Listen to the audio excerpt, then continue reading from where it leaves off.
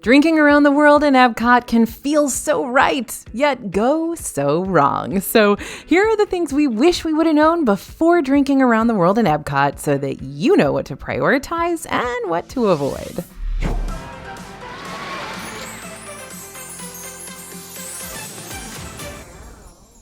Hey everybody, it's AJ for Disney Food Vlog. Now today we're heading into EPCOT to do a little drinking around the world. Well, sort of. We're going to focus more on how you can take on this fan-made challenge, including all the key things you need to be aware of before you dive headfirst into this challenge. So let's start things off with a tip that's not just good advice for a day of drinking around EPCOT, but drinking alcoholic beverages in general.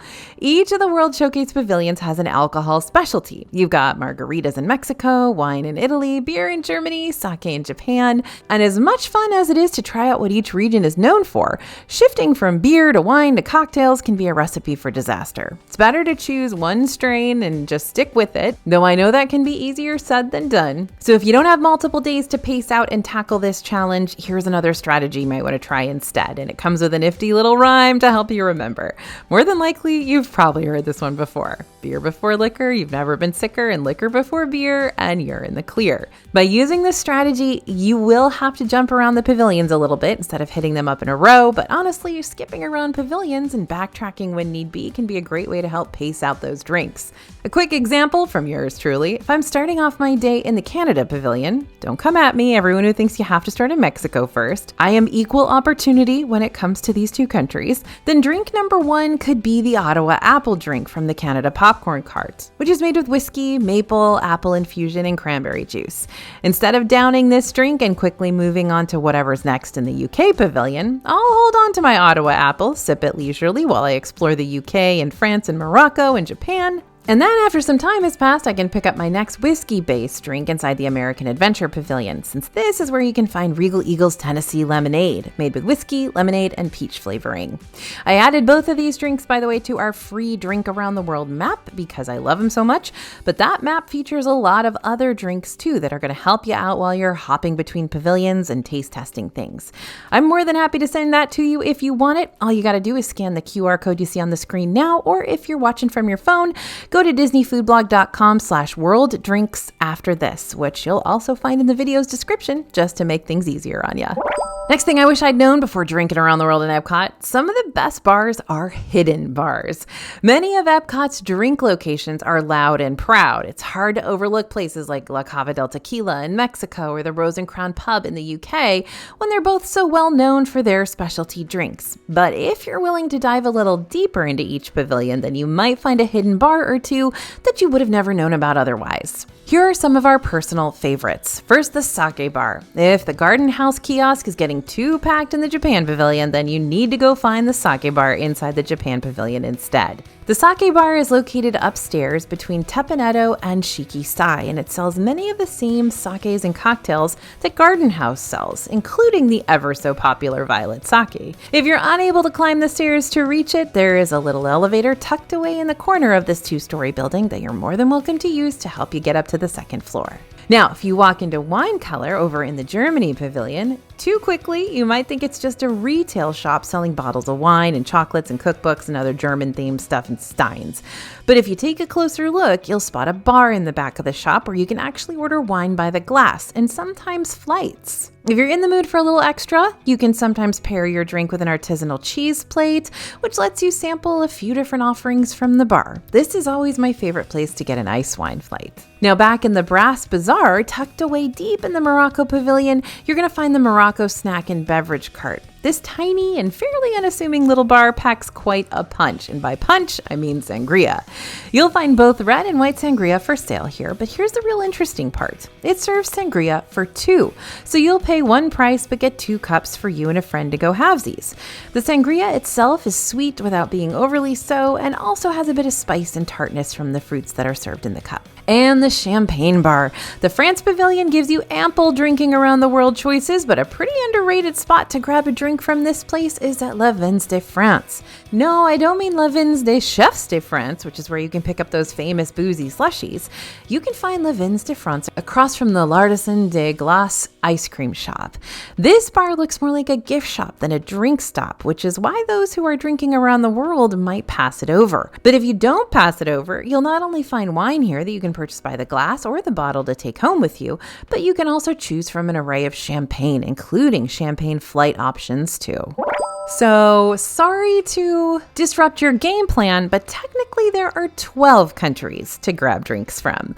Between the China and Germany pavilion, you're going to find a sort of kind of pavilion that also serves beverages worthy of your drinking around the world escapade, and that's the Outpost. I say sort of kind of because this Africa-inspired area isn't really a full-fledged pavilion, but if you're looking for more Africa representation in Disney World, not to worry, Animal Kingdom's got you more than covered on that front. But the Outpost has a few little outdoor shops that you can browse, and it's also home of the Refreshment Outpost. This is a place where you can find ice cold beverages, frozen slushes, ice cream floats, and seasonal offerings too, both boozy and non.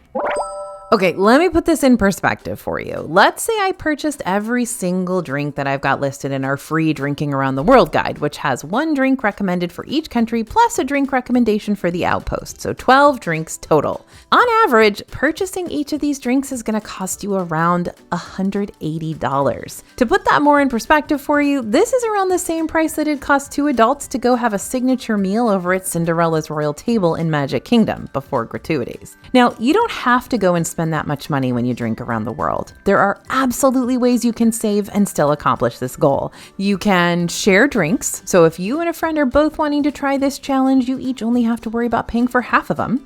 You can look at menus ahead of time to figure out which drinks are the most affordable at each location, and you can go to Target beforehand. I know, weird suggestion, but when you're visiting Target before your trip and you're part of Target's Red Card membership program, you can stock up on those Disney gift cards and receive 5% off of your purchase. These gift cards can be used to pay for most of your drinks around Epcot too. Not to mention, Disney gift cards can help you easily keep track of how much you're spending on drinks, since each Disney receipt will show you your remaining gift card balance. Okay, please do not forget that mocktails count too. Perhaps the best way to save money when drinking around the world is to remember that, yep, mocktails count toward your total. Drinking around the world and relying solely on cocktails is hard, folks. It's hard on your wallet and hard on your body. Not all of us want to feel like Betty Spaghetti by the end of our Epcot day, after all. Not to mention, if you can't or don't drink alcohol, you shouldn't have to in order to have fun drinking around the world. The World Showcase has so many fun and tasty mocktail options that are half the price of what you pay for an alcoholic beverage in the park, maybe even less than that. And everyone in the family can join in on the taste testing. In our DFB guide to Walt Disney World dining, we've got chapters upon chapters of different food and drink crawls, so of course we had to make a really in-depth one for Epcot.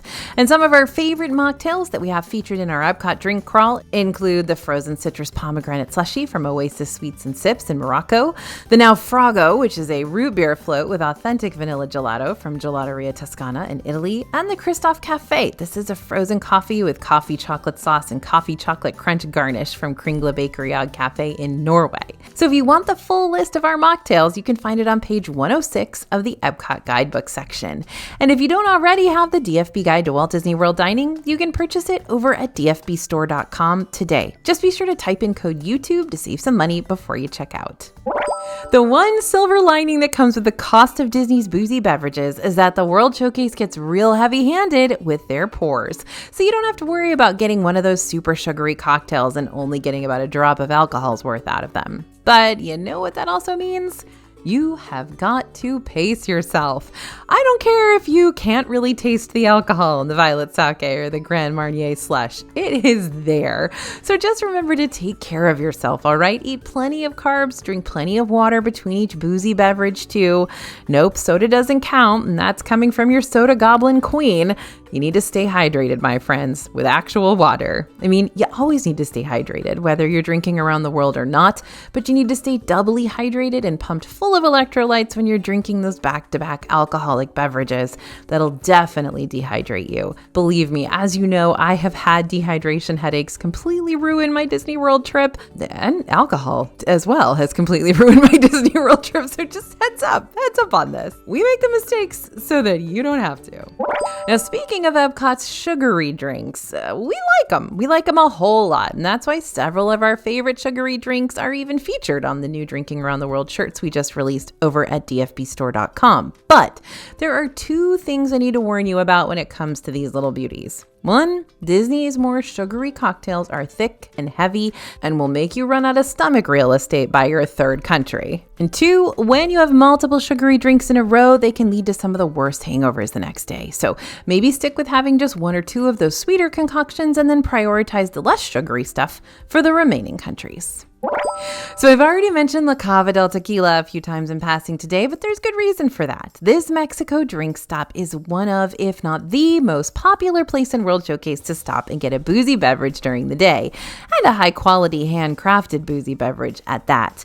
Even if you're not taking on the Drinking Around the World challenge, but you just want a refreshing marg to enjoy while you're in this night market atmosphere, La Cava is a great place to chill for a bit and grab a basket of chips and that amazing queso to go along with your tequila of choice. But here's the problem with La Cava being a popular drinking destination. It gets busy. Big time. And since this little bar is all walk-up availability only, you might find yourself on a first-come, first-serve wait list for the next 30 to 45 minutes before a table opens up. Fortunately, La Cava del Tequila also has their to-go walk-up bar. So if you don't have time to wait around for a seat inside, you can always hop in line and grab a marg that you can take outside. But that line can get pretty long too, so if you need a plan C, keep in mind that to-go margs are also sold in the Mexico Pavilion at Choza de Margarita and La Cantina de San Angel. These might not be handcrafted like you'll find over at La Cava, but they are created by the same mixology team. They're still fruity and refreshing and very, very boozy.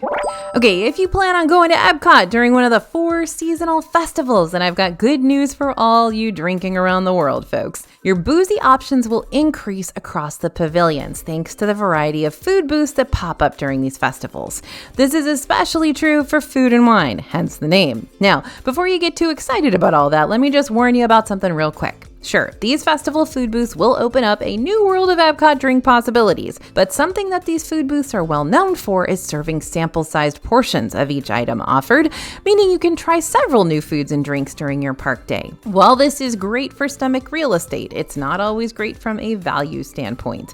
While drinks might be smaller, they're not necessarily that much cheaper than the full-size drinks you'll find at one of EPCOT's more permanent locations. For example, take a look at the Mexico food booth that was offered during Flower and Garden this year. You could pick up an elderflower cucumber margarita for $14.25, which was super refreshing and unique, and yet you can always get a full-size classic frozen lime margarita over at Choza for around the same price. Sometimes a festival booth might have smaller portions of booze at a smaller price point, but it's always something you'll want to review before you get to the park and pay full price for a festival drink, which ends up with you disappointed by the amount you receive. If I had a nickel for every time I heard people complain about thimble-sized portions of wines at Food and Wine, I would be a very, very, very, very, very rich woman. Now that's why whenever we put up our latest DFB festival videos after a new fest goes live, we always try to show you what those more popular festival drink options look like before you mark them as a must-try. Now, I know this is supposed to be a Drinking Around the World video, and it is, but if you're truly drinking around the world, then you're gonna need all the best booze-soaking snacks you can get. So here's a super speedy lightning round of the best snacks to order in each pavilion to go along with your various spirits. Mexico, get the empanada de barbacoa at Choza de Margarita. Norway, the school bread at Kringla Bakery Ag Cafe. China, the pork egg rolls at Joy of Tea. Germany, the jumbo pretzel from Summerfest. Italy, get a pizza square from Pizza Al Taglio. And the American Adventure, those pretzel nuggets with beer cheese at Block and Hans. Those are awesome. In Japan, sushi from Katsura Grill. In Morocco, a pastry assortment from Oasis Sweets and Sips. In France, the cream of brie cheese galette from Crepes Importar. In UK, fish and chips from Yorkshire County Fish Shop. And in Canada, poutine from Le Cellier Steakhouse, or for a cheaper, non-sit-down option, grab some poutine from the neighboring refreshment port kiosk.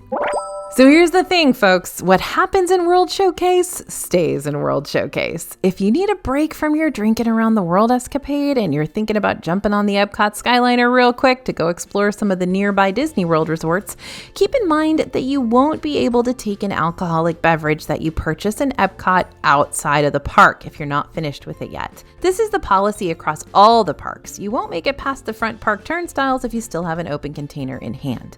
That's why you might see some EPCOT guests taking on that chug at the gate policy. Do I recommend chugging your drink so that you can leave faster? I do not, especially not if you're spending like $17 on one of those fruity cocktails. So plan out your drinking around the world day accordingly. If you know you're going to leave Epcot in the next hour or so, maybe don't purchase a full alcoholic beverage until your return. So drinking around the world is a hoot and a holler, but the most important thing to remember is that you need to drink responsibly. At the end of the day, this is still a family-friendly Disney park we're talking about here, and it's crucial to be respectful to the other guests and to the cast members around you. Not to mention, you need to take care of yourself, something I know I've already mentioned several times throughout the video, but I still want to remind you of that regardless. So know your body's limits and make sure you've got a reliable ride back to your hotel room at the end of the night. Okay, so now that we've done a whole lot of drinking around this park, let's move on to snacking around the world. Go ahead and jump over to our next DFB video, the best things to eat in Epcot right now, and we can really even out all that drinking and dining adventure today. Don't forget to download that free Drinking Around the World map as well if you haven't already over at disneyfoodblog.com/worlddrinks. Thanks for listening, everyone, and thanks for watching. I can't believe I've been doing this channel for this long and haven't done this video yet, but anyway, hope it's helpful. As always, this is AJ for Disney Food Blog, and we'll see you real soon.